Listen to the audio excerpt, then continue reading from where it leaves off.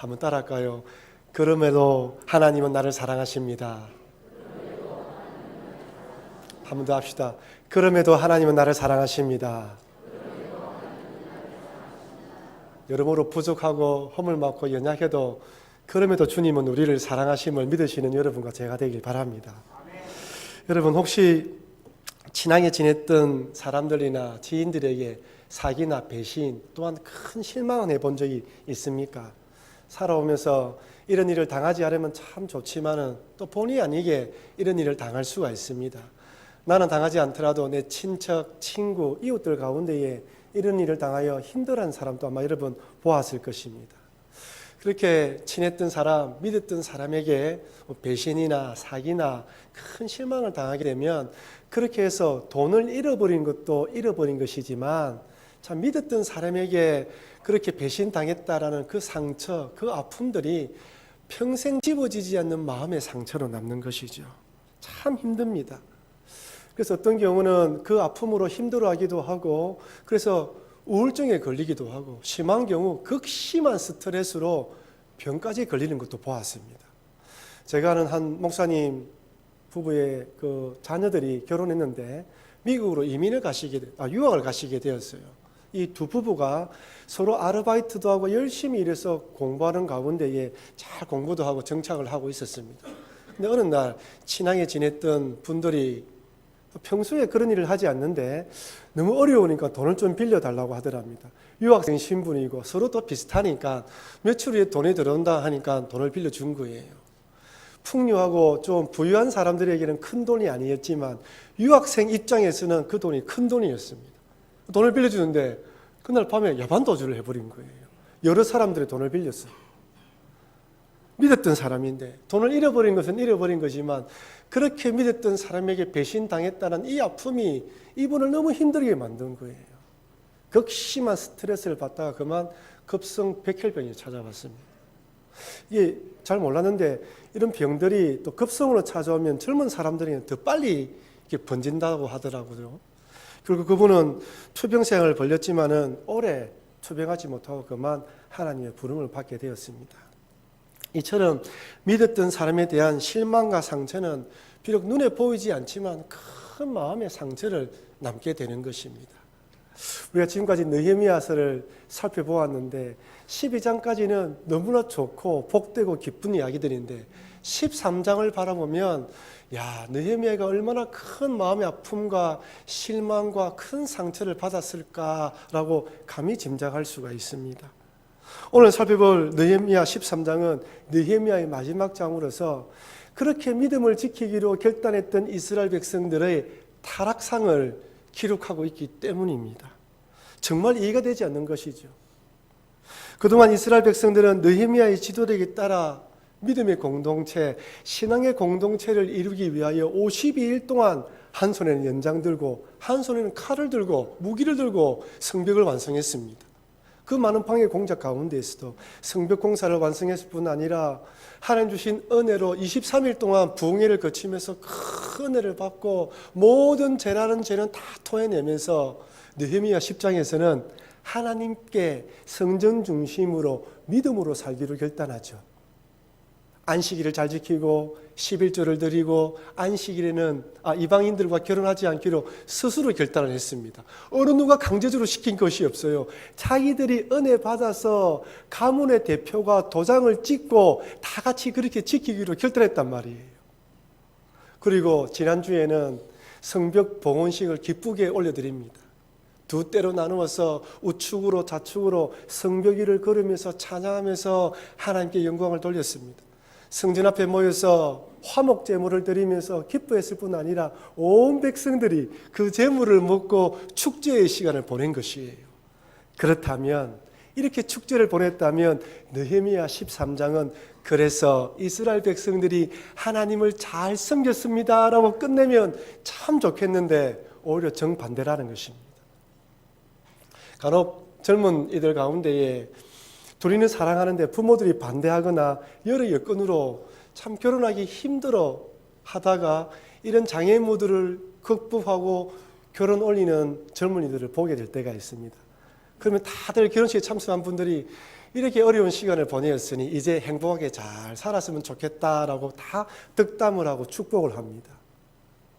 우리도 마찬가지죠. 이스라엘 백성들이 이렇게 믿음을 가지고 성벽 봉헌식을 했다면 이제 믿음 안에 잘 살기를 바라야 되는데 오히려 타락한 모습을 13장은 기록하고 있다는 것이죠.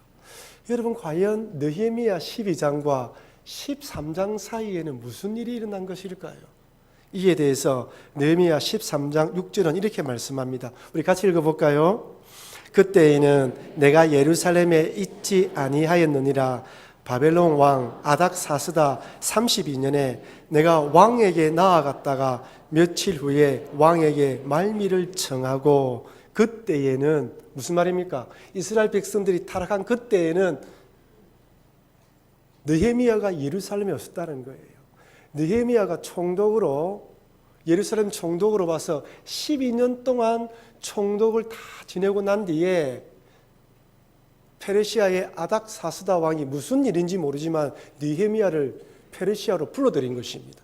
그래서 느헤미야가 총독일을 그만두고 페르시아로 돌아간 거예요. 여기 보면 그 후에 며칠 후에 왕에게 말미를 청하고 돌아왔다 되어 있는데, 여기 며칠이라는 것은 단지 며칠, 몇 주, 몇 달을 의미하는 게 아닙니다. 예루살렘에서 페르시아까지 걸어서 4개월이 걸리거든요. 왕복이면 8개월이에요.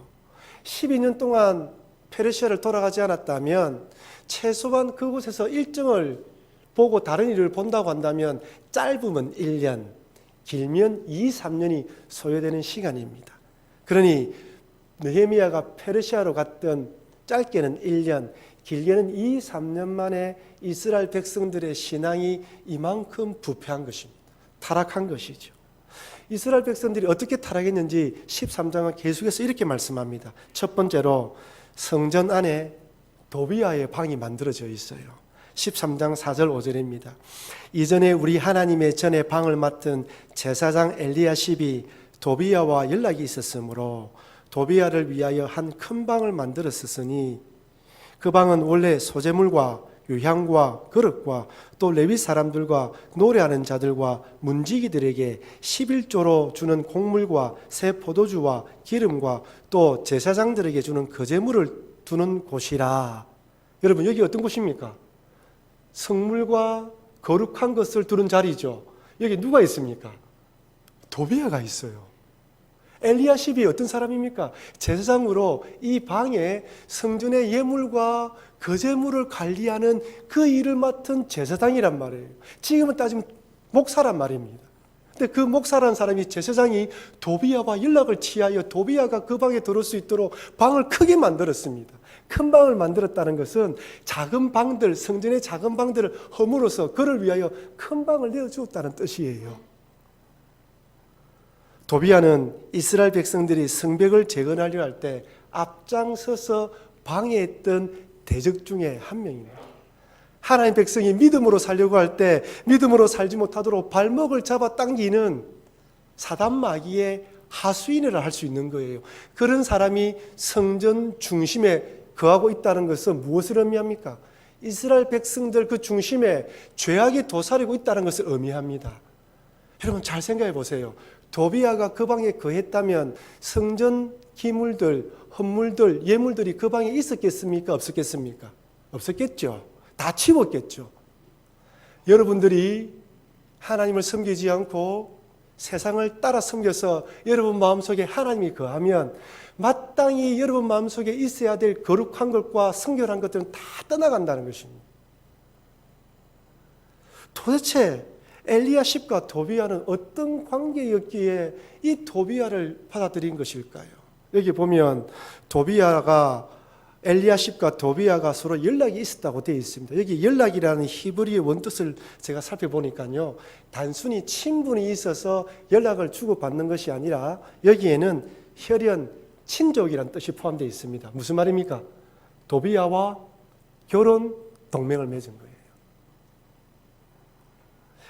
엘리야십이 도비아와 연락이 있었으므로, 즉 느헤미야 때 이 엘리야십이 도비아와 결혼 동맹을 맺었다가 이것을 느헤미야가 알지 못했는지, 느헤미야에게 말하지 않은지 모르지만, 또한 느헤미야가 떠나고 난 뒤에 이 도비야와 결혼 동맹을 맺은지는 알 수는 없습니다. 그러나 한 가지, 이 엘리야십이란 제사장은 신앙 회복, 거룩한 제사에는 관심이 없고 도비야와 결혼 동맹을 맺으면서까지라도 자기의 이권과 욕심을 채우는 비신앙적인 사람이라는 거예요. 도비야와 결혼 동맹을 맺으면서 자신의 양망과 이권을 채우려 했던 사람이었기 때문에, 이런 사람이 성전에 있었기 때문에 어떻게 하나님께 거룩하게 온전하게 예배를, 제사를 드릴 수 있었겠습니까? 두 번째는 이스라엘 백성들은 11조를 드리지 않았을 뿐만 아니라 안식일을 제대로 지키지 않았습니다. 느헤미야 13장 10절입니다. 내가 또 다시 돌아와서 알아본 적 레위 사람들이 받을 몫을 주지 아니하였으므로 그 직무를 행하는 레위 사람들과 노래하는 자들이 각각 자기 밭으로 도망하였다. 무슨 말입니까? 성도들이 11조를 바치지 않으니까, 먹고 살 수가 없으니까 각기 자기 밭으로 도망가서 그 밭에서 살고 있다는 뜻이죠. 어디 이뿐입니까? 안식일에도 성문을 활짝 열어놓고 이방인들과 거래하기 시작했습니다. 13장 15절입니다. 그때 내가 본즉 유다에서 어떤 사람이 안식일에 술틀을 밟고 곡식단을 나귀에 실어 운반하며 포도주와 포도와 무화과와 여러 가지 짐을 지고 안식일에 예루살렘에 들어와서 음식물을 팔기로 그날에 내가 경계하였고. 아마 느헤미야가 떠나고 난 뒤 이방인들이 줄기차게 찾아와서 우리와 거래하자고 속삭이며 유혹했는지도 모르겠습니다. 조금 더 돈을 쳐줄게. 너희들도 안식일날 거래하면 더 많은 이익을 누릴 수 있지 않느냐. 지금까지 금했던 느헤미야는 가고 없으니까 이번에 새롭게 거래를 하자고 줄기차게 요구했는지도 모르겠습니다. 그런 요구에 이스라엘 백성들 가운데 한두 명이서 이방인들과 몰래 거래하다가 몰래 거래하는 것이 퍼져나가면서 이 이스라엘 백성들이 다 같이 몰래 거래하다가 또다시 어떤 사람이 용기를 내어서 그래 기왕 이래 된 거 막 드러내고 거래하자 하면서 잡판을 벌려서 거래하기 시작하면서 모든 사람이 또 그렇게 동참하면서 거래했는지도 모르겠습니다. 하지만 어쨌든지 간에 느헤미야가 없는 그 시간 가운데에 이스라엘 백성들은 이방인들과 거래하기 시작했습니다.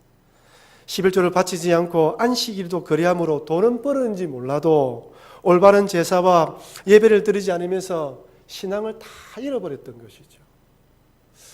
제가 뉴질랜드에서 돌아와서 우리 교회 오니까 제가 있을 때는 신앙생활 하셨는데 다시 와보니까 한 5, 6년 만에 다시 와보니까 신앙생활 하지 않은 분들이 계셔서 제가 일일이 다 전화를 하고 또 만날 수 있는 분들을 만나보았습니다. 근데 그분들과 만나서 대화를 나누다 보니까 한 가지 깨달은 것이 있었는데 세상 사람들과 너무나 똑같다는 거예요. 기독교적인 사고관, 하나님에 대한 믿음, 하나님에 대한 생각 하나도 없었습니다.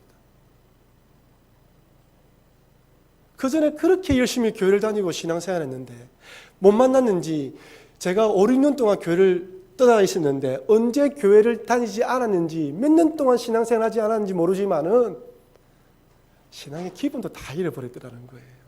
참 안타까웠습니다. 이처럼 이스라엘 백성들도 한순간에 신앙을 다 잃어버렸어요. 마지막 세 번째로 이 세 번째 더 기가 막힙니다. 이방인들과 다시 결혼하기 시작합니다. 느헤미야 13장 23절 같이 읽어볼까요? 그때에 내가 또 본즉 유다 사람이 아스돗과 암몬과 모압 여인을 맞아 아내로 삼았는데, 여기 아스돗, 암몬, 모압 여인들, 느헤미야 13장 1절에서 3절을 한번 눈으로 한번 보십시오.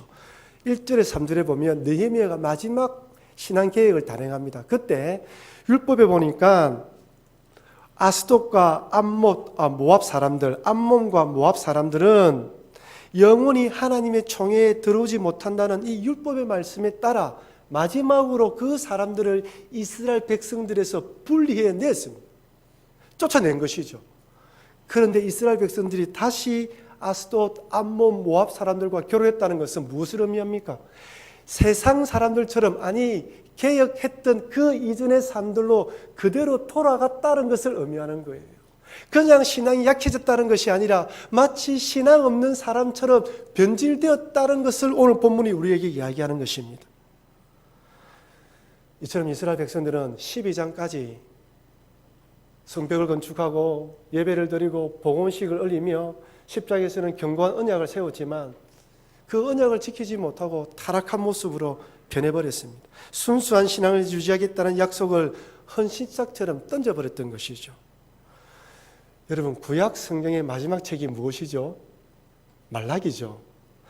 이 말라기의 기록 연대에 대해서는 학자들마다 차이가 있지만 대부분 우리 보수주의 학자들은 이 말라기의 기록 연대를 느헤미야가 페르시아로 돌아갔던 그 시기에 타락한 이스라엘 백성들에게 주는 책이라고 생각하고 있습니다.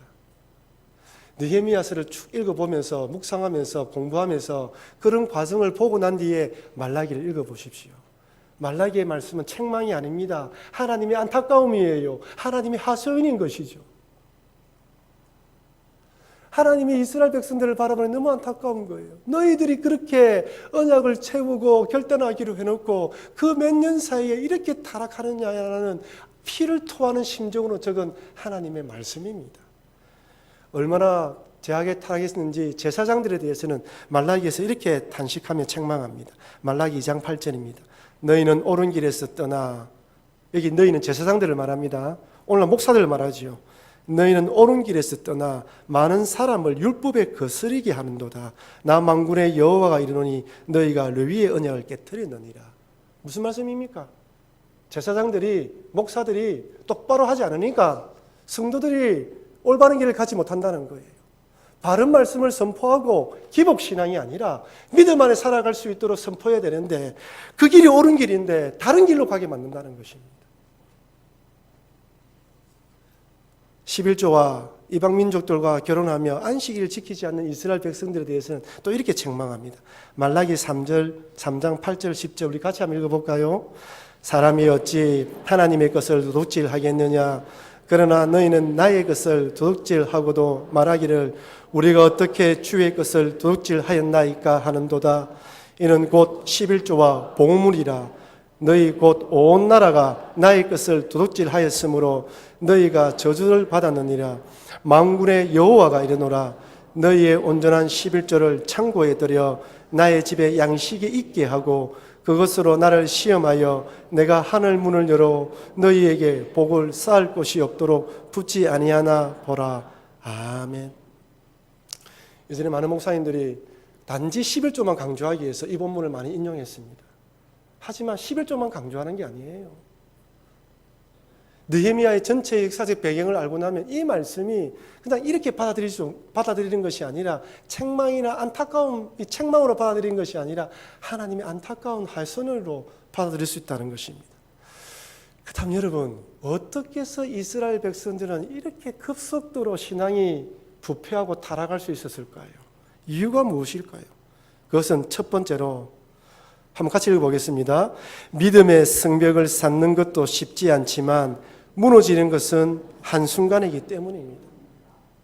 요즘 우리 교회 주변에 재건축하는 지역이 많아졌습니다. 저 대동아파트, 전포동 저 지역부터 보니까 이미 거기는 다 이 철거를 했더라고요. 그 다음에 우리 교회 뒤편으로 재건축될 예정이고 연산동에 보니까 물만골 지역에 또 철거를 하려고 되어 있더라고요. 제가 그 지역을 돌아보면서 한 가지 느낀 점이 있는데 이렇게 기존에 있는 집들과 건물들을 철거하는데 사람이 살고 있지 않다면 며칠, 길어야 일주일이면 끝이 나더라고요. 건물을 무너뜨리는 데는 금방입니다. 하지만 그 무너뜨린 그 자리에 건물을 짓는 데에는 2년, 3년이 걸립니다. 믿음을 세우는 과정은 힘들고 어렵지만 그 믿음을 무너뜨리는 것은 한순간이라는 거예요. 느헤미야가 총독으로 부임하여 성벽 재건 공사하고 봉헌식을 올리는 1장에서 12장까지 내용은 느헤미야 통치 초기입니까? 중기입니까? 말기입니까? 초기예요, 초기. 느헤미야가 오자마자 성벽 재건을 시작하였고 봉헌식을 다 올렸던 거예요. 그러니까 느헤미야 1장부터 12장까지는 느헤미야의 총독 초기에 일어난 일들을 말하고 있는 것입니다. 그리고 그 일이 있고 난 뒤에 느헤미야가 돌아가기까지 이스라엘 백성들은 믿음을 잘 지켰던 거예요. 겉으로는 믿음 생활 잘하고 신앙을 잘 지킨 것입니다. 하지만 느헤미야가 돌아간 짧게는 1년, 길게는 3년 사이에 그렇게 쌓아놓았던 믿음의 성벽, 신앙의 성벽, 12년 동안 굳건하게 세웠던 믿음의 성벽을 한순간에 무너져 버린 것입니다. 여러분, 믿음의 성벽을 쌓는 것도 힘들지만 그것을 잘 지키지 않으면 금방 무너진다는 것을 잊지 마시길 바랍니다. 그래서 매일매일 주님 말씀을 의지하고 내 신앙을 내가 지켜야 되는 거예요. 어떤 일에도 흔들리지 않는 신앙으로 살아가기 위해서 몸부림을 쳐야 되는 것입니다. 그리고 두 번째로 이렇게 급속도로 신앙이 무너져 버린 이유는 같이 읽어볼까요? 하나님의 은혜를 지속적으로 사모하지 않았기 때문입니다. 그렇죠? 성벽을 쌓았으면 하나님의 은혜를 사모하여 그 성벽을 굳건하게 세워져 나가야 되는데 그렇게 하지 못한 것이죠. 한 번에 큰 부흥을 경험하면서 말로 할 수 없는 하나님의 은혜를 체험했지만 그 은혜를 지속적으로 유지하고 누리는 데는 그만 실패한 것입니다. 먹고 살기 바빠서 그랬는지 아니면 돈을 좀 더 많이 벌기 위한 욕심 때문에 그랬는지 모르겠지만 하나님 중심으로 살려는 신앙의 결단이 시간이 지나가면서 점점 해이해진 것입니다. 여러분, 그 아무리 엄청난 하나님을 경험했다 할지라도 세상 사람도 알지 못하는 이적과 기적, 죽을 병에서 살아났다 할지라도 그 은혜를 내가 믿음으로 지키지 못하면 한순간에 신앙은 무너져 버립니다. 한순간에 나의 마음의 모든 것들이 다 무너져 버리는 것이죠. 성도의 마음속에 하나님 은혜가 사라지기 시작하면 그동안 움츠려 있던, 감춰져 있던, 수그려 있던 재성이 살아나기 시작합니다. 그동안 숨겨두었던 죄의 날카로운 발톱을 드러내기 시작하는 것이죠. 내 마음속에 하나님 은혜가 촉촉히 젖어들고 하나님 은혜로 푹 빠져 있으면 악한 옛 사람의 습관, 죄의 본성, 악한 마음들이 잦아들고 잠잠해지지만 반대로 하나님의 은혜가 사라지기 시작하면 그 감춰져 있던 옛 사람의 습관, 죄의 본성, 악한 마음, 욕망, 탐욕, 정욕들이 솟아나와서 살아나서 나를 집어삼켜 버리는 것입니다. 그래서 하나님께서는 하나님 백성들이 매일매일 하나님의 은혜로 살아갈 수 있도록 만나를 내려주셔요. 주일마다 목사의 설교를 통하여 수요 기도회, 금요 심야 기도회, 새벽 기도회 여러분들이 개인적으로 말씀을 읽을 때 성령께서 그 말씀을 깨닫게 해주시면서 그 말씀에 감동받아 살아갈 수 있도록 은혜를 내려주시는 것이죠. 여러분, 출애굽했을 때 이스라엘 백성을 한번 보세요. 광야에서 살아갈 수 있도록 하나님이 매일매일 만나를 내려주셨죠. 하나님은 만나를 내려주셨지만 그 만나를 거두는 수고는 누가 했습니까? 이스라엘 백성들이 만나를 거두러 나갔습니다. 아침마다 장막에서 일어나서 광야로 나가서 만나를 거두는 수고를 하지 않으면 먹고 살 수가 없었어요. 동일합니다. 아무리 광대상에서 아무리 하나님께서 은혜의 말씀을 주신다 하더라도 여러분들이 그 말씀을 내 것으로 받아들이는 노력과 수고를 하지 않으면 그 은혜의 단비가 안 된다는 것입니다. 그래서 말씀을 읽고 말씀을 묵상하고 말씀이 있는 자리에 찾아가는 노력을 해야 되는 것이고 말씀을 사모하면서 기도하는 노력을 해야 되는 것입니다. 그럴 때 그 은혜가 촉촉하게 내 심령 가운데 묻어나는 것이에요. 그럴 때 그 어떤 어려움들과 힘듦들과 실망과 낙심이 있어도 굳건하게 이겨나갈 수 있는 것이죠. 제가 가끔 어느 분과 대화를 나누다 보면 어느 분은 마치 곰탕 우려 먹듯이 이전에 10년 전, 20년 전에 은혜 받은 이야기들을 계속해서 반복하는 사람들이 있습니다. 그때가 참 좋았는데, 그때는 큰 은혜를 받았는데, 그건 제가 묻고 싶어요. So what? 그래서 지금은 어떻게 살아가고 있습니까? 그때 만났던 그 하나님을 지금 또 만나서 그 하나님의 은혜를 누리며 살아가고 있습니까? 그렇게 살아가십시오라고 권면해드리고 싶어요. 한번 따라할까요? 신앙은 항상 현재 진행형이지 과거 사건이 아닙니다. 여러분들은 하나님과 현재 진행형으로 교제하며 살아가고 있습니까? 아니면 과거 한때 사건들, 과거에 만났던 부흥의 그때 은혜를 기억하며 그때만 추구하고 있습니까? 신앙은 현재 진행형입니다. 오늘 내가 만나는 그 하나님으로 힘을 얻고 오늘 살아가고 내일 주실 은혜를 내일 또 기대하며 살아가는 것이 신앙입니다. 그런 이 믿음으로 나의 신앙을 굳건히 지켜나가시는, 든든히 지켜나가시는 여러분과 제가 되길 주의 이름으로 축원합니다. 그렇다면 여러분, 이제 느헤미야예요. 막상 돌아와서 이스라엘 백성들을 바라본 느헤미야의 심경이 어땠을까요? 만약 1년 만에 그랬다면 너무 힘들었겠죠. 2, 3년도 쉽지 않습니다. 그렇게 잘 갖춰놓고 이제는 다 되었다, 이제는 더 열심히 주님을 섬기겠지라고 생각하고 돌아갔는데 돌아와 보니까 도비야가 안에 있고 안식일에 사람들은 장사를 하고 있고 곳간은 텅텅 비어 있고 레위인들은 도망갔습니다. 이전에 개혁할 때 그대로 이전 모습 그대로 돌아갔습니다. 저는 느헤미야 마음에 큰 상처를 받았을 것이라 생각합니다. 하나님 해봤자 뭐 하겠습니까? 또다시 이런 모습으로 살아가는데요. 개혁이 무슨 소용이 있습니까? 포기하고 싶은 마음도 있었을 것입니다. 만약 느헤미야가 다시 돌아와서 이제 당신 알아서 하십시오라고 손을 놓아도 그 어느 누가 욕할 사람이 없을 것입니다. 하나님 12년 동안 제가 최선을 다하지 않았습니까? 이제 그만두겠습니다 라고 말해도 욕할 사람이 없었을 거예요. 근데 느헤미야는 돌아와서 계획을 단행합니다. 비록 여러 가지 아픈 마음, 힘든 마음이 있었지만 그럼에도 하나님을 의지하며 계획을 단행한 것이죠. 여러분, 느헤미야가 계획을 단행할 때 정치 지도자들과 종교 지도자들, 일반 백성들이 다 호응했겠습니까? 저는 아니라고 생각합니다. 느헤미야가 없는 사이 이미 이방인들과 거래를 하면서 뭔가 모르게 견고한 진을 자기들끼리 구축해 놓았는데 그것을 깨트리는 거예요. 아마 일반 백성들 가운데에서도 안식일 날 거래하면서 돈을 많이 버는 사람도 있었을 거예요. 다시 느헤미야가 계획을 한다면 그걸 내려놓아야 되는 거예요. 느헤미야도 그것을 알았을 것입니다. 그럼에도 불구하고 계획을 단행합니다. 느헤미야 13장 8절입니다. 같이 읽어보겠습니다.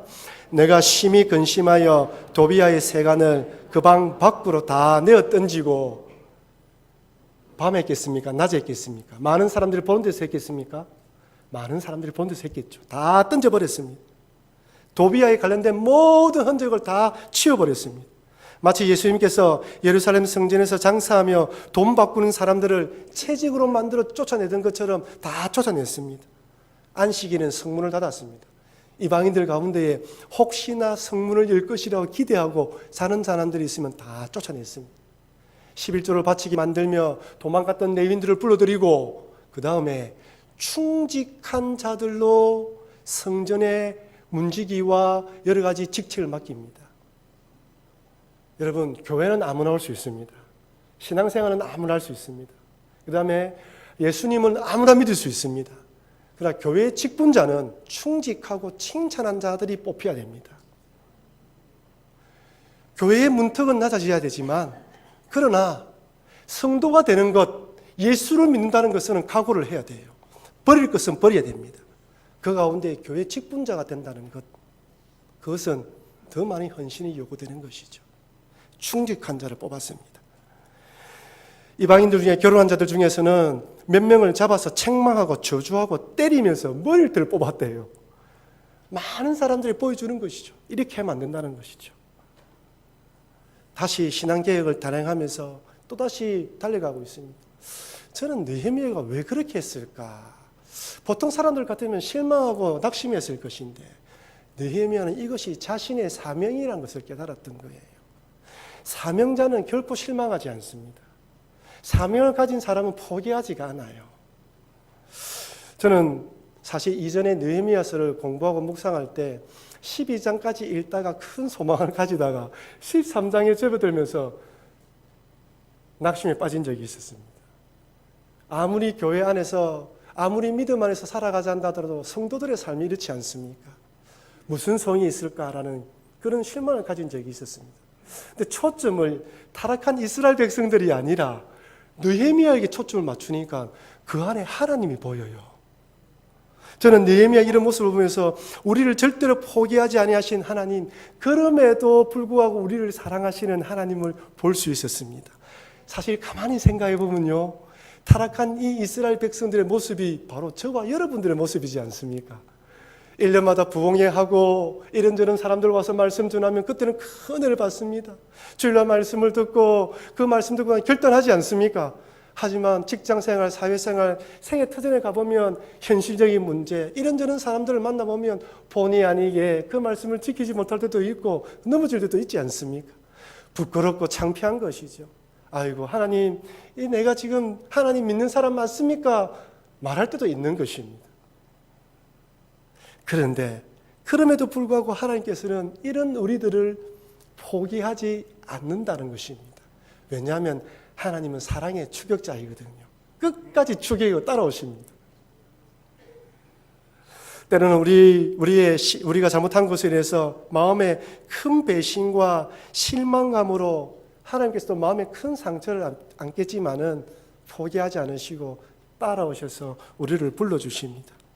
우리는 늘 주님을 배반하지만 주님은 언제나 우리와 함께 하시는 것이죠. 이것을 아는 성도는 찬송가 290장을 이렇게 찬양할 수 있습니다. 우리는 주님은 늘 배반하나 내 주 예수 여전히 날 부르사 그 참되신 사랑을 베푸시사 내 형제여 주님을 곧 따르라. 주 널 위해 비네 주 널 위해 비네 주 널 위해 비네 항상 비시네. 사랑하는 우리 성도 여러분, 사랑하는 믿음의 나의 선배 여러분, 우리는 늘 주님을 배반하고 때로는 넘어질 때도 있지만 우리 주님은 늘 우리와 함께 하시면서 불러주십니다. 주 널 위해 빈다, 주 널 우리와 함께 하신다라고 말씀하시는 것이죠. 사랑하는 성도 여러분, 그렇게 믿음의 성벽을 쌓았으나 한순간에 무너진 이스라엘 백성들처럼 우리도 늘 주님 앞에 이런 모습으로 살아갈 때가 있습니다. 그러나 찬송 가사처럼 우리는 늘 주님을 배반하지만 그러나 하나님은 우리를 불러주신다는 것을 잊지 마시고 늘 주님 존전에 나와서 무너진 신앙의 성벽을 다시 쌓아 올리시고 설령 내일 넘어진다 할지라도 또 세워주실 그 주님을 의지하면서 믿음으로 달려가시는 여러분과 제가 되길 바랍니다. 여러분, 신앙은 내가 죽을 때까지 계속 가는 것입니다. 오늘 실패했더라도 다시 일어나면 됩니다. 오늘 잘하고 있으면 그 잘한 신앙으로 끝까지 달려가면 됩니다. 그래서 주님 오시는 그날, 내 생명이 끝나는 그날 주님 앞에 섰을 때 주님이 잘했다 충성된 종아라고 칭찬받는 여러분과 제가 되길 주님의 이름으로 축원합니다.